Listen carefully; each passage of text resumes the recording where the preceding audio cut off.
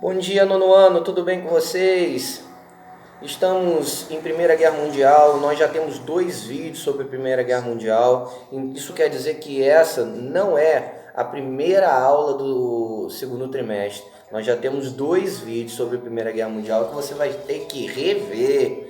Isso mesmo, você vai ter que rever, pois a matéria de Primeira Guerra Mundial, que acontece de 1914 a 1918, para mim é a mais complicada de todo o curso de História do sexto ao nono ano. Então você vai ter que rever, juntar as informações com paciência, de maneira gradativa, senão não vai conseguir entender. Romulo, eu vou começar a assistir a partir do terceiro vídeo. Não adianta, não vai conseguir entender. Hoje vocês vão receber as notinhas, posteriormente as médias de vocês, e eu estou com muita saudade que a gente possa voltar nossas aulas o mais rápido, o mais breve possível, para a gente ter esse contato interpessoal em sala de aula, que é muito importante. Enquanto isso não acontece, assista, porque a matéria é extremamente complicada em Primeira Guerra Mundial. Primeira Guerra Mundial, 1914-1918, período dos grandes impérios. Nós temos a Tríplice Aliança e a Tríplice Entente. Nós paramos no momento da guerra conhecido como a morte de Francisco Ferdinando, que é conhecido como a centelha da guerra. O que é centelha? Aquilo que precisava para que a guerra começasse. Rômulo, a guerra começaria de qualquer maneira? Sim, ela começaria de qualquer jeito. Então foi um empurrãozinho que precisava para esse conflito, primeiro conflito em âmbito mundial acontecer. A morte de Francisco Ferdinando, um estudante, servo, Gallup, príncipe, ok? Foi aí que nós paramos na última aula, foi isso que nós paramos do vídeo. Agora nós vamos recomeçar através do nosso roteiro para a gente não se perder. Vamos lá! Lembrar a Tríplice Entente, França, República Francesa, Inglaterra, Império Inglês e do lado leste, Império Russo, que não é a Rússia ainda. No meio, os impérios centrais, Império Alemão, Prússia, Império Austro-Húngaro e Itália, ok? Esse é o caminho do conflito. É claro que vai ter um âmbito mundial, porque a Europa possui colônias em todo o mundo, por isso que a guerra é mundial. Inclusive com participação do Brasil. Pouquinho. Vamos ver que vai ser uma tragédia a participação do Brasil na Primeira Guerra Mundial. Diferente da Segunda. Com todos os louvores, os pracinhas da Segunda Guerra Mundial foram um show. Mas na Primeira Guerra Mundial, nós pagamos muito mico, como você disse. Mas vamos lá, esse não é o caminho da matéria agora. Vamos lá, por que a guerra mundial? Porque a Europa possui colônia no mundo inteiro, ok? A Inglaterra é o maior império do mundo. Inclusive esse império vai ser degenerado após a Primeira Guerra Mundial. Inclusive no meio dela, né? Primeiro movimento da guerra, primeiros atos da guerra, nós vamos citar, bota no seu caderno, a famosa guerra de movimento. O que significa guerra de movimento? É a guerra onde as tropas se movimentam dentro do continente europeu. Elas não são estáticas, paralisadas, elas são dinâmicas, elas se movimentam, é como uma peça de xadrez. Não é um jogo estático, como alguns jogos que vocês recebem no celular, os dois parados. Não, eles se movimentam. E o grande momento desse primeiro momento da guerra de movimento é a travessia do Império Alemão por terras belgas, também conhecido como Bélgica, sua capital Bruxelas. Houve a expressão estupro da Bélgica, o que os alemães fizeram na Bélgica e vão fazer na Segunda Guerra Mundial, fica marcado na história como o estupro da Bélgica, ok? Uma travessia, um genocídio, uma coisa absurda.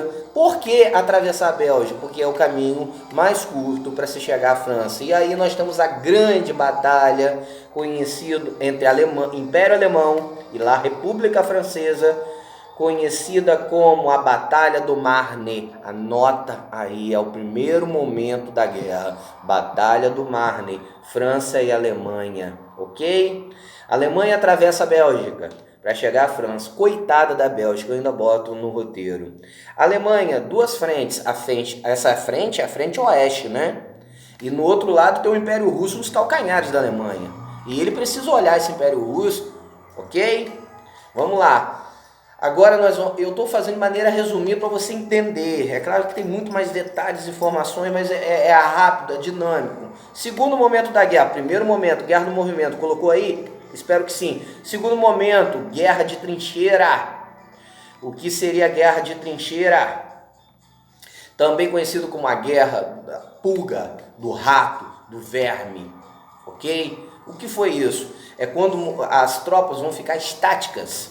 Literalmente vão ser cavados quilômetros e mais quilômetros de buracos dentro da Europa. A Europa será toda serpenteada de buracos. E os soldados vão ficar nesses buracos. Aí você pensa assim, ah, legal, não há perigo. Mentira, os generais vão começar a realizar pequenas patrulhas nesse meio entre as duas tropas, conhecido como terra de ninguém. E ali a selvageria rola de uma maneira grotesca. Mortes e mais mortes. Carnificina. Ok? E uma curiosidade, você pensa, dentro da trincheira tranquilo, eu tô de boa. Não, você não tá de boa. Rato, pulga, verme, doença. Não existe saneamento básico nesses buracos, excrementos ao ar livre. O Marc Bloch, que é um dos maiores historiadores que a humanidade já fez, ele foi sargento da Primeira Guerra Mundial francês. Ele disse que era a coisa mais absurda que ele tinha visto. Então, para você imaginar como foi a Primeira Guerra Mundial. Eu coloco no roteiro de vocês até uma expressão, ambiente mórbido e cruel. Ok? Umidade, fome, tudo de ruim. Nunca queira uma sociedade armada. Não caia na lábia de falsos profetas. Fica a dica. Vamos lá.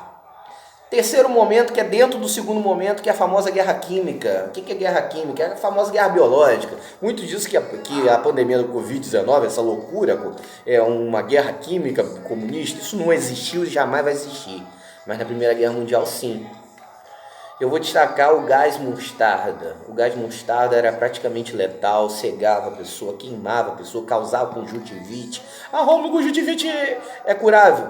Uma espécie de conjuntivite que deixava a pessoa cega. Inclusive, eu até citei isso como curiosidade, o gás mostarda vai atingir o maior protagonista da Segunda Guerra Mundial, que é o Hitler. Que na primeira, esse austríaco é mensageiro, isso quer dizer que ele passava pela terra de ninguém. E ele foi atingido pelo gás mostarda e o contexto dele de invencível começa a surgir nisso aí, porque ele recupera-se do gás mostarda.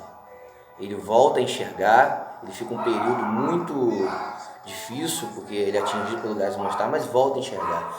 Ele traz a sensação, inclusive, para o povo alemão e para ele mesmo, que ele é invencível. Lembrando, Hitler, austríaco, participa na Primeira Guerra Mundial, junto ao exército alemão. Ele tem um cargo no exército, um cargo difícil, que é o mensageiro, que passa pela terra de ninguém, que sai correndo pelos corredores do fronte, pelos corredores da trincheira, e escapa da Primeira Guerra Mundial e cria a vingança para a Segunda. Ele cria esse espírito de vingança, ok? Terceira parte, pronta. Não deixe de assistir as outras duas para juntar o quebra-cabeça da Primeira Guerra Mundial. Fique com Deus.